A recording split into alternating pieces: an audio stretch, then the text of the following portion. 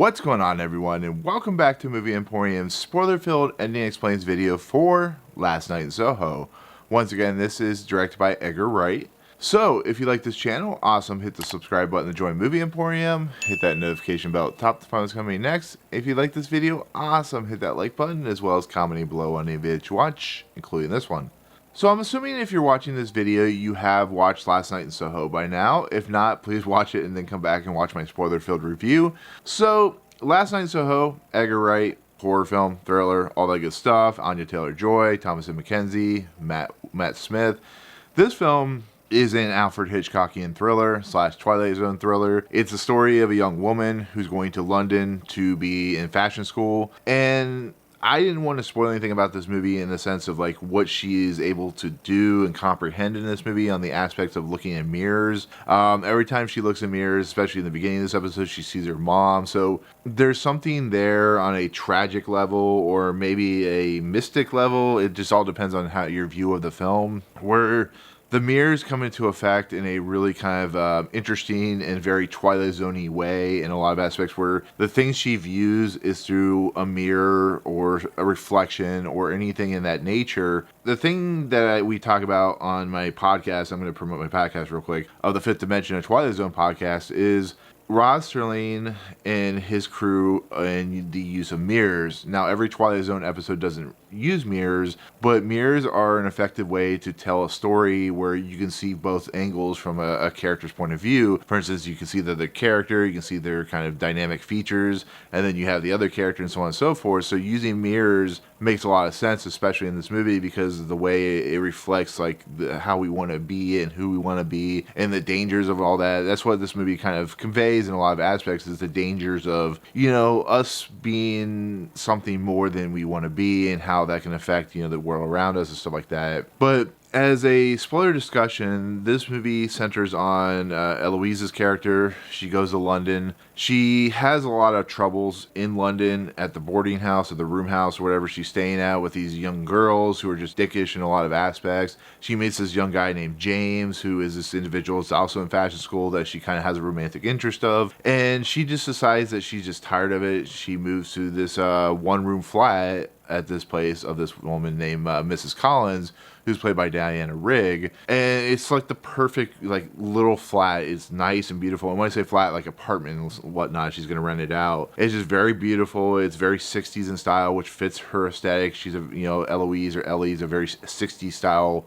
young girl in her kind of demeanor, her aspect. And it feels like it's a match made in heaven for her. She gets away from the crappiness that is the young girls that are very dickish throughout this entire movie, and I don't like their characters at all. I think they make for a really kind of a disconnect in a lot of aspects. This is one of my disconnect problems, where Edgar Wright has this like antagonist in there of these four women, but they don't feel like they need to be in the movie to have the movie be successful. And that's just one of my problems with the disconnect of the story. But she moves to the flat, and then all of a sudden she starts going to sleep at 8 p.m. and wakes up, and she's in the 60s in a very gorgeous, like the very first shot of this movie when she walks out of the alleyway into London in the 60s is one of the most gorgeous shots I've seen this year. But in essence, she finds herself as a reflection of this young woman named Sandy, who's played by Anya Taylor-Joy, who wants to become a singer. She wants to be what Ellie wants to be, where she wants to be a creator. She wants to be famous for what she does, and she wants to, you know, be looked upon as somebody powerful and unique and stuff like that. And this gets the attention of the Matt Smith character, the Jake character, who, as we see through the movie, because what's really interesting about this story is it goes from, even though I think it's a little problematic in the simple fact that Jake is a very slimy individual, as we see, and we see his story play out, but he's very charming in a lot of aspects, which was what Matt Smith is, especially what he was in Doctor Who, is a very charming individual. And I didn't talk about much about Matt Smith or at all in the non-spoiler review, because he's more of a spoilerish character. But she becomes attracted to him. She becomes mesmerized by him. He has a lot of sway in this club, and he has the ability to get her onto, you know, the stage as a performer and stuff like that. And what ends up happening is the more and more the story plays out, the more and more it goes on, Ellie is starting to see the darker side of what it's like to become famous, what people will do to become famous. And we start to see Sandy's character go from this promising young woman to this woman who is very much being used and abused as she ends up becoming a prostitute in this movie. She ends up being abused by the Matt Smith character. And Matt Smith's character is just this very aggressive, very nasty human being who sells her off because he is that kind of individual. He's like a pimp in a lot of aspects, is what they say in the movie. But the really interesting part is where it gets into Hitchcockian stuff is that it gets more and more and more revealing and more dark as the movie moves along. And it starts opening up this like really strange world, really kind of chaotic world. We start seeing the shadows and ghosts of like the former men who kind of, you know, paid to have sex with Sandy's character, and they start haunting Ellie's character, who is starting to see more and more of this dark side. She's starting to go more and more insane, and she's starting to kind of bleed into the 60s world. We see Matt Smith and the ghosts of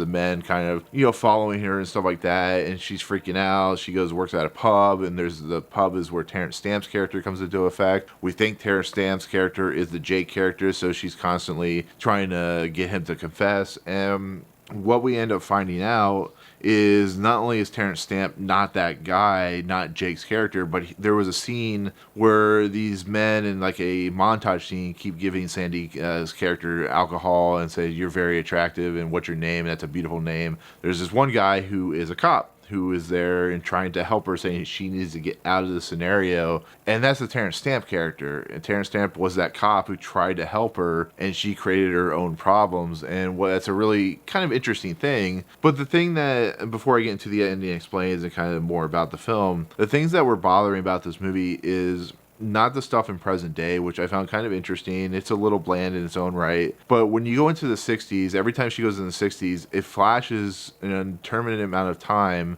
And it becomes to a point where you get a little confused. There's not confusing in the sense that you know what's starting to happen to Sandy's character. It's the confusing nature of just kind of how quickly time moves, and the fact that it's moving so fast that you kind of lose track of like, when is this happening? Why did this happen?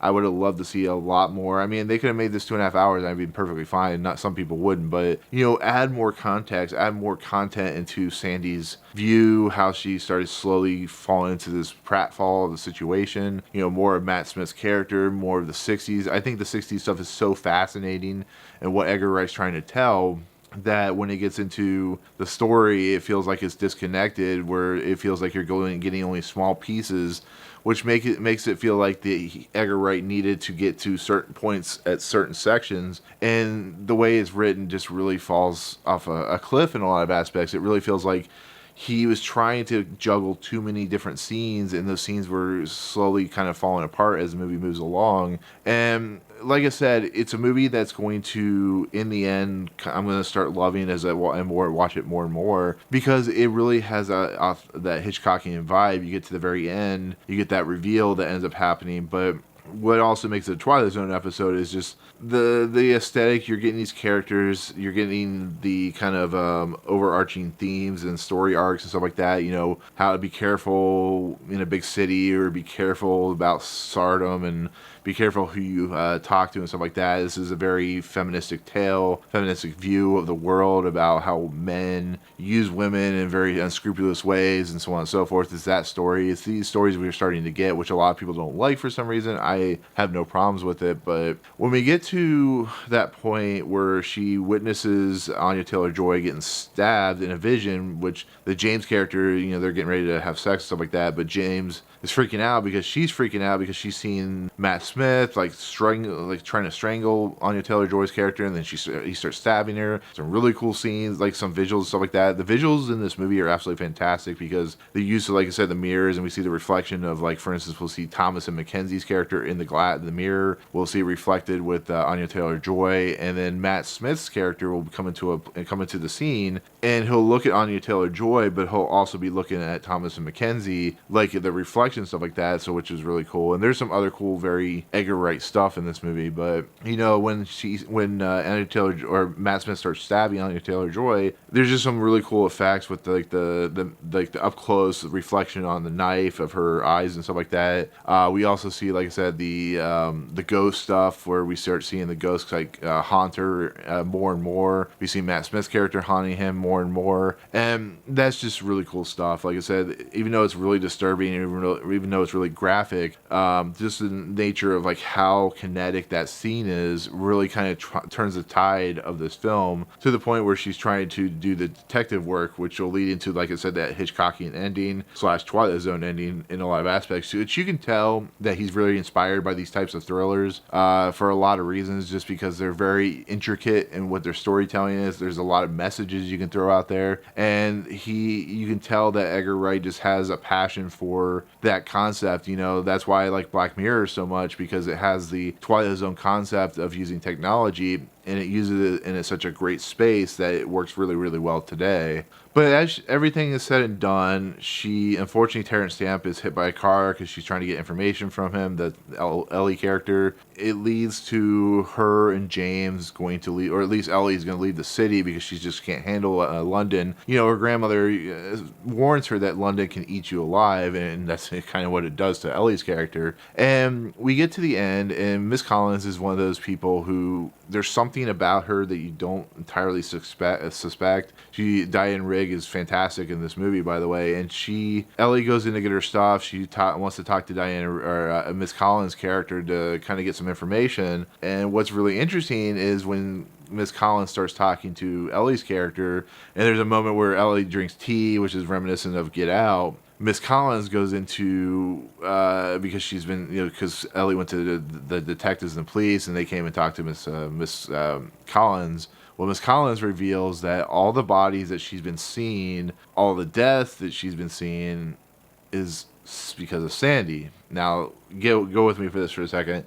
Sandy was the individual that was used and abused, raped, used for money, prostitution, all that good stuff. So she got even. She became the demon barber of Soho, I guess you could say, where every time a man went to have sex with her, they used her, and then she killed him. Stabbed him with the knife, all that stuff. The first person we see that she stabs is Matt Smith's character. Now, what's really interesting about that is the first time we see that scene is told from a different angle, so it's almost like the ghosts are manipulating the scene, which I thought was really fascinating. But like I said, we have Matt Smith's character. He is stabbed 100 times because she says she wants to give him 100 stabs. And then we see other scenes where the other men that we see throughout the entire movie in ghost form are, you know, killed and stuff like that. And because Ellie has kind of deciphered what's going on, and we realize that she's been drugged in the tea, Diana Rigg or Miss Collins is going to kill Ellie's character, which is really fascinating. It's really kind of sad. You know, Miss Collins has been abused for so long, and she's hidden all her demons in the boards. You know, all the dead people are in the house of some sort, which makes it really interesting because this becomes more of a house ghost or ghost house type story. You know, with that kind of Halloween house or whatever. So with that said, we have, of course, the big battle where Miss Collins stabs James because he went to check on her. Ellie's being chased after, of course, by Miss Collins. But we see, because she's being drugged, she starts seeing the Anya Taylor-Joy character in this like really cool kind of visual fidelity type look, where like everything's in a really cool kind of outer limits type moment with like the stairs are kind of out of place and there's a bunch of stars and stuff like that. It's a really cool kind of scene that kind of shifts between Miss Collins, the older Sandy character, and the younger Sandy character. And it ends with basically her going into the room. All the kind of ghost men are attacking her, but they're trying to get her to save them, to allow them to leave. And of course, Sandy witnesses this scene, and she finally just kind of gives up, and she realizes she just needs to let go, and she ends up burning alive in the house, which is catching on fire. And of course, Ellie and James escape. James, of course, was stabbed, but he escapes and lives. Because at the very end of the movie, we see, of course, Ellie becomes like a fashionista, you know, expert. Her costumes, which look very much like Sandy's costumes or Sandy's dresses, become very popular and stuff like that. And then she sees her mother in the mirror, and then of course she sees Sandy in the mirror, who, they do the tap thing. But what I gathered from that specific scene before the credits come on is Ellie and Sandy are very much alike. It just Sandy had, unfortunately, the sad situation of being used, but Ellie is going down this road too, where she is, an ambitious woman. She is a dreamer. She has a lot of what she calls pride to want to become famous in a lot of aspects, and that's what Sandy's character did. So there's a lot of mirroring, like in the movie when you see the mirrors of Sandy and Ellie having kind of the same ambition in a lot of aspects, even though she wants to be a singer, Sandy's character, Ellie wants to be a fashioneer and stuff like that. And that's what really is interesting, is just the whole mirror concept. Like I said, Twilight Zone was very famous for using mirrors and using the idea of mirroring the individual, and they're kind of looking at them from a real aspect to their kind of fake aspect. And I thought that was interesting. Like I said, it's just about mirroring the individual and about how people are used and abused in that situation, and how they get back. And like I said, it's a Hitchcockian thriller as well, because there's a lot of revenge stuff. There's a lot of people, getting back at the people that wronged them and stuff like that. And I thought that was interesting. I really did.